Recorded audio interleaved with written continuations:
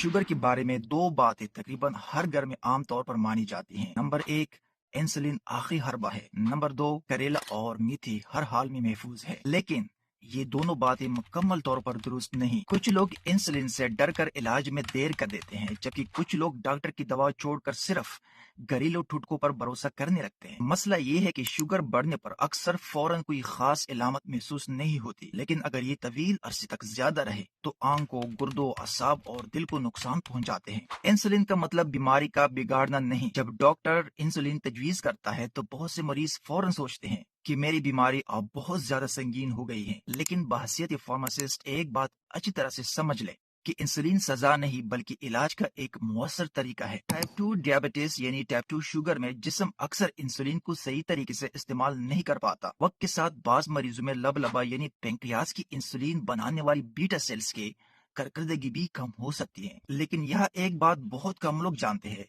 Insulin شروع ہونے کا مطلب ہمیشہ یہ نہیں ہوتا کہ بیماری اچانک بگڑ گئی ہے۔ کبھی مسئلہ یہ ہوتا ہے کہ جسم کو جتنی انسولین کی ضرورت ہوتی ہے جسم اب اتنی مقدار میں فراہم نہیں کرتا۔ جب موجودہ دوا، پرہیز اور جسمانی سرگرمی کے باوجود شوگر قابو میں نہیں آتے تو ڈاکٹر انسولین شامل کر سکتا ہے۔ اور یاد رکھیے، آنکھوں، گردوں، اعصاب اور دل کو نقصان انسولین نہیں بلکہ مسلسل بے قابو شوگر پہنچاتی ہے۔ انسولین شروع کرنے یا بند کرنے کا فیصلہ صرف خوف یا کسی گھریلو مشورے کی بنیاد پر نہیں ہونا چاہیے۔ یہ فیصلہ خون میں شوگر کی رپورٹ، HbA1c، گردوں کی کارکردگی اور مجموعی صحت کو دیکھ کر ڈاکٹر کرتا ہے۔ کریلا، میتھی، دار چینی اور دوسری دیسی ٹوٹکے بہت سے گھروں میں استعمال ہوتے ہیں۔